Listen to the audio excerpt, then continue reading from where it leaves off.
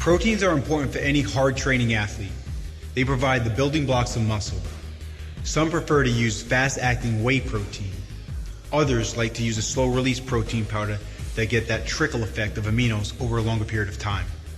There are a lot of options out there, so make sure any claim can be backed up with research.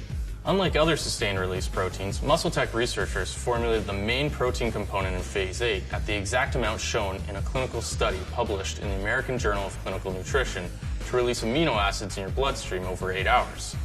Plus, other products are formulated with a high amount of fat and carbs to shortcut the flavoring process and save costs. MuscleTech researchers were able to keep these to a minimum in Phase 8 and still achieve an amazing flavor profile. That's why Phase 8 was awarded a gold medal from the American Masters of Taste for how truly incredible it tastes. MuscleTech. Superior science, superior results.